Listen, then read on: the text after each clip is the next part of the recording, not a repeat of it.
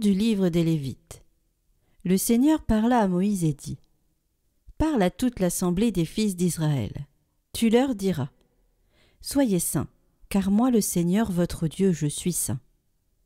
Vous ne volerez pas, vous ne mentirez pas, vous ne tromperez aucun de vos compatriotes. Vous ne ferez pas de faux serments par mon nom. Tu profanerais le nom de ton Dieu. Je suis le Seigneur. Tu n'exploiteras pas ton prochain, tu ne le dépouilleras pas. Tu ne retiendras pas jusqu'au matin la paye du salarié. Tu ne maudiras pas un sourd. Tu ne mettras pas d'obstacle devant un aveugle. Tu craindras ton Dieu. Je suis le Seigneur.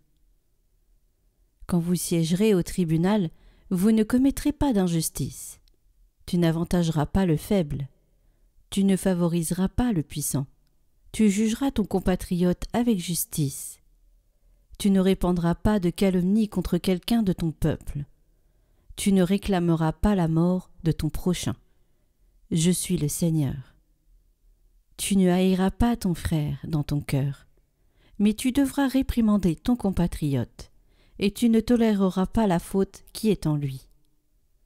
Tu ne te vengeras pas, tu ne garderas pas de rancune contre les fils de ton peuple. Tu aimeras ton prochain comme toi-même. Je suis le Seigneur.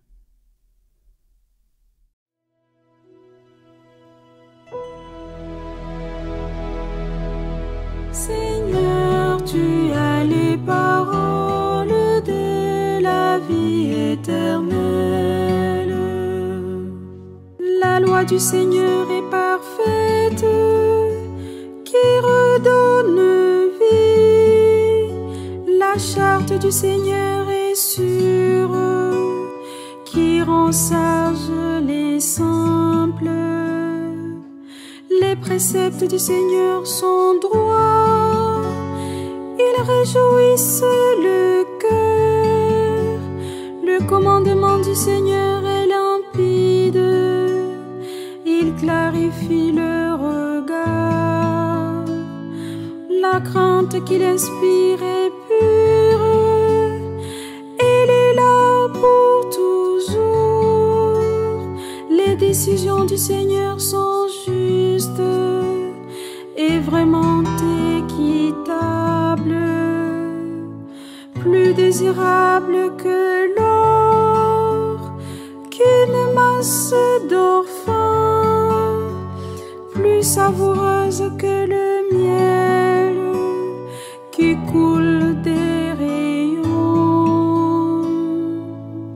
Seigneur, tu as les paroles de la vie éternelle.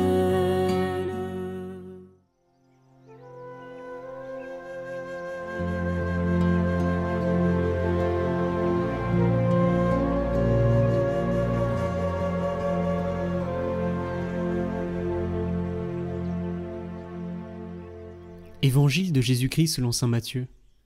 En ce temps-là, Jésus disait à ses disciples : Quand le Fils de l'homme viendra dans sa gloire, et tous les anges avec lui, alors il siégera sur son trône de gloire. Toutes les nations seront rassemblées devant lui. Il séparera les hommes les uns des autres, comme le berger sépare les brebis des boucs. Il placera les brebis à sa droite, et les boucs à gauche. Alors, le roi dira à ceux qui seront à sa droite : Venez, les bénis de mon Père, recevez en héritage le royaume préparé pour vous depuis la fondation du monde. Car j'avais faim, et vous m'avez donné à manger. J'avais soif, et vous m'avez donné à boire. J'étais un étranger, et vous m'avez accueilli. J'étais nu, et vous m'avez habillé. J'étais malade, et vous m'avez visité. J'étais en prison, et vous êtes venus jusqu'à moi. Alors les justes lui répondront : Seigneur, quand est-ce que nous t'avons vu ? Tu avais donc faim, et nous t'avons nourri ? Tu avais soif, et nous t'avons donné à boire ? Tu étais un étranger, et nous t'avons accueilli ? Tu étais nu, et nous t'avons habillé ? Tu étais malade ou en prison ? Quand sommes-nous venus jusqu'à toi ? Et le roi leur répondra : Amen, je vous le dis. Chaque fois que vous l'avez fait à l'un de ces plus petits de mes frères, c'est à moi que vous l'avez fait.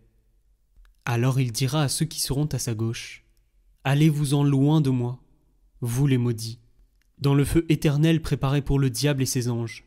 Car j'avais faim, et vous ne m'avez pas donné à manger. J'avais soif, et vous ne m'avez pas donné à boire. J'étais un étranger, et vous ne m'avez pas accueilli.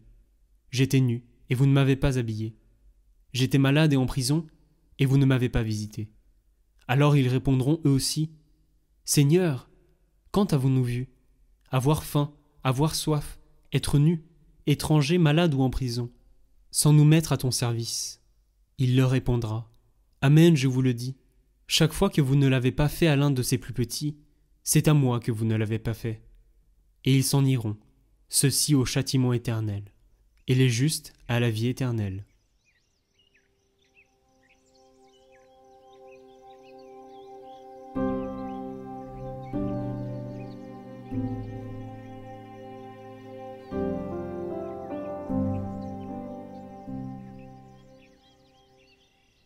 Commentaire de Bienheureux Colomba Marmion.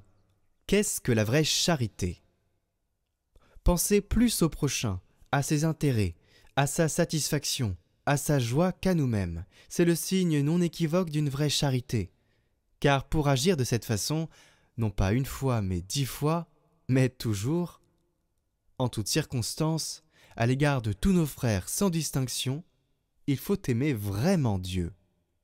Un pareil amour du prochain réclame de nous trop d'abnégation pour pouvoir se sentir longtemps en s'appuyant sur lui-même. Il ne le peut que s'il naît de Dieu. Aussi, la charité envers le prochain est-elle donnée par Jésus en personne comme le signe par excellence de la présence de Dieu dans une âme. Qu'est-ce que, en effet, la charité? C'est l'amour de Dieu embrassant dans un même élan Dieu et tout ce qui lui est uni, l'humanité du Christ et dans le Christ, tous les membres de son corps mystique. Le Christ est affligé dans les affligés, malade dans les malades, triste dans les âmes accablées de tristesse. N'est-ce pas là la parole même de la vérité infaillible? Ce que vous ferez au moindre des miens, c'est à moi que vous l'aurez fait. En s'incarnant, notre Seigneur a pris sur lui toutes nos infirmités. En les soulageant dans le prochain, c'est lui-même que nous soulageons. Voyons dans notre frère le Christ lui-même qui se présente à nous, et nous le servirons alors avec empressement. Si nous avons ces vues de la foi, notre amour sera toujours zélé, désintéressé, et nous ne nous plaindrons pas si nous devons souvent nous donner aux autres.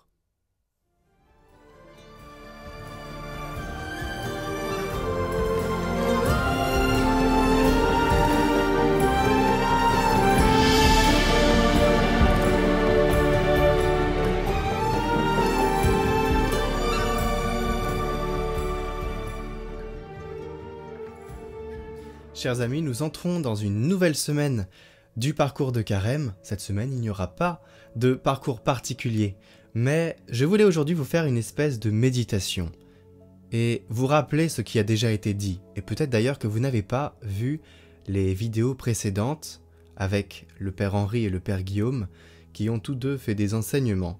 Un pour le silence, l'importance du silence, 15 minutes, c'est 1% de la journée que l'on peut passer en présence de Dieu en se laissant complètement enveloppé par son regard. Puis ensuite, le Père Guillaume nous a invités à penser justement les dons que nous allons recevoir quand nous serons au paradis. Le don de subtilité, le don d'agilité, le don d'impassibilité et le don de clarté. Il a détaillé ces dons, je vous propose d'aller le voir. Je mets toutes les vidéos en description pour que vous alliez voir si vous n'avez pas eu le temps d'y aller. Et ensuite, avec le Père Guillaume Antoine, encore, nous avons fait le tour de notre demeure intérieure. En 2 jours, nous avons visité donc chaque pièce de notre maison intérieure et comment nous pouvons justement appréhender ce carême, comment nous pouvons le vivre. Et je vous invite vraiment, si vous n'avez pas eu le temps, d'y aller et d'écouter ça en silence, en réfléchissant vous, comment ça vous rejoint et à quoi vous êtes invité. Je voudrais aujourd'hui aussi m'arrêter sur l'importance de la loi, des tables de la loi. Vous avez en ce lundi des lectures, un psaume et un évangile qui vous parlent de la loi du Seigneur. Il y a les 10 commandements, il y a aussi les lois plus détaillées dans cette première lecture, et vous avez aussi en évangile, en quelque sorte, la loi de l'amour, la charité envers les autres, C'est vraiment ce à quoi on est invité pendant ce carême, hein, l'aumône. Mais on a aussi ce souci de notre regard intérieur. On voudrait bien se tourner vers les autres, mais on se sent tellement ténébreux que finalement, on se sent illégitime. On se sent un peu loin du regard du Seigneur. On ne peut pas se laisser contempler ni faire le tour de sa demeure intérieure, et encore que si on y arrive, on se dit « Ouais, qu'est-ce que je peux faire pour vraiment guérir de l'intérieur ?» On a été appelé à la guérison, mais comment guérir? Aller se confesser? Quel chemin faire? On se sent parfois vraiment prisonnier de nos addictions, ou prisonnier de certaines situations, ou tout simplement on ne ressent rien. Et il y a ce petit texte de saint Augustin que je vous propose d'écouter. « Ô toi, mon espoir dès ma jeunesse, où étais-tu pour moi? N'était-ce donc pas toi qui m'avais fait, qui m'avais distingué des animaux à quatre pattes, qui m'avais façonné plus sage que les oiseaux du ciel? Mais, circulant dans les ténèbres le long d'une route glissante, je te cherchais hors de moi sans trouver le Dieu de mon cœur. J'avais touché le fond de la mer, toute confiance perdue, et tout espoir de rencontrer la vérité. Nous sommes donc à la recherche de la vérité du Seigneur, une seule vérité, celle qui nous rendra libres, celle qui nous rendra toute la justice que nous désirons. Et d'ailleurs, c'est pour cela que quand nous transgressons les lois, eh bien, nous sommes tristes après, nous regrettons.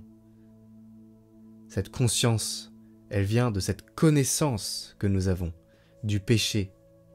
Cette connaissance qui nous a été donnée parce que nous avons mangé le fruit de l'arbre défendu. Tout ça, c'est une longue histoire. Mais donc nous recherchons cette vérité.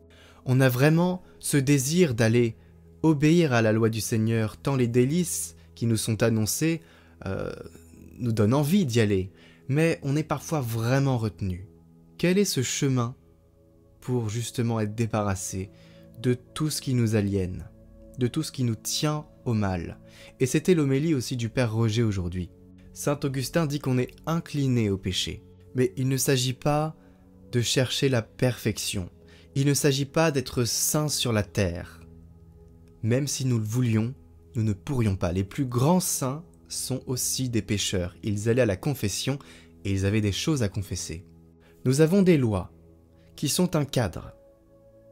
Et d'ailleurs, ce sera le thème d'un parcours de carême qui arrive bientôt. C'est pas encore certain à 100%, mais j'espère réaliser ce parcours sur les 10 commandements pour vraiment souligner leur importance. C'est le cadre qui nous est donné. Et si on dépasse ce cadre, volontairement, eh bien, on se perd. Et là, aujourd'hui, vous avez aussi beaucoup de lois. Tu avais soif, nous t'avons donné à boire. Il y a l'aumône. Il y a vraiment le don que l'on donne aux autres. Et ça, le pape François le dit très bien, ça nous donne de la joie. La joie nous détourne de l'aliénation du péché. D'accord? Quand nous sommes en joie, quand nous sommes bien, on n'a pas forcément envie, en tout cas beaucoup moins de pulsions, beaucoup moins de choses qui viennent en nous déranger. Il faut se sortir de nos miasmes, il faut se sortir de là où on est, du monde dans lequel on est, qui nous incline beaucoup plus vers le péché. Donc c'est le don de soi, la charité. C'est quelque chose qu'il faut saisir, hein. Donc je vous invite vraiment, déjà à prier, à jeûner aussi, parce que c'est vraiment ce qui nous détourne du péché, ce qui nous rend disponibles à la voie céleste. Beaucoup de saints jeûnaient. Alors jeûner, ça ne veut pas dire ne pas manger, d'accord? Forcément. Ça veut dire manger beaucoup moins de choses riches. Donc vous mangez du pain avec un petit bouillon de soupe, ça c'est jeûner, voilà. C'est en tout cas faire l'effort de ne pas prendre des plats ultra riches qui nous remplissent bien l'estomac et qui nous fait sentir un peu mal par la suite. Il y a la méditation des paroles. Toujours se méditer les paroles. C'est des paroles bénéfiques, elles sont bienveillantes. Vous savez, vous avez les paroles qui maudissent et les paroles qui bénissent. D'écouter les paroles du jour, d'écouter l'évangile, ça vous bénit, ça vous sanctifie. La prière est super importante. C'est l'oraison. Se rendre disponible pour Dieu 15 minutes, comme le disait l'abbé Henri, c'est vraiment comme une prière. Se rendre disponible en silence. Vous avez aussi les chapelets. Vous avez aussi des prières sur nos chaînes YouTube, il y en a plein. Vous pouvez aller les voir, vous pouvez aller sur des sites aussi de sanctuaire, vous avez plein de prières disponibles, et vous pouvez faire surtout le Notre Père, si vous ne savez pas vraiment quoi faire comme prière. Et dernière chose qui peut vous accompagner pendant ce carême, les livres. Vous avez une tonne de livres qui peuvent vous accompagner. La vie des saints, par exemple, c'est des milliers d'ouvrages, avec des ouvrages plus intellectuels, d'autres moins. Le but, c'est pas de chercher quelque chose de très qu'on comprend pas. Le but, c'est que ça nous nourrisse. Donc voilà, j'ai un peu essayé de vous donner des tips pour cette semaine, parce qu'il ne va pas y avoir forcément de vidéos d'accompagnement pour le carême. Essayez vraiment d'avoir une vie communautaire envers vos frères et sœurs. L'aumône, ça vous apporte la joie, ça vous détourne du péché. D'être en contemplation 15 minutes avec le Seigneur pour vous rendre vraiment de cœur à cœur avec lui, pour être très porté par son regard, parce que d'être regardé par le Père, comme le disait l'abbé Henri, c'est vraiment, ça touche. Et puis vous avez aussi les exercices spirituels de la visite intérieure à faire. Toutes les vidéos sont en description, je le rappelle. Et surtout, vous le voyez là, la confession. La confession, c'est capital pour le carême. C'est vraiment un temps fort pour cela. Alors je vous laisse ici, je vous dis à très bientôt et je vous tiens au courant pour les autres parcours qui arrivent. Voilà, au revoir.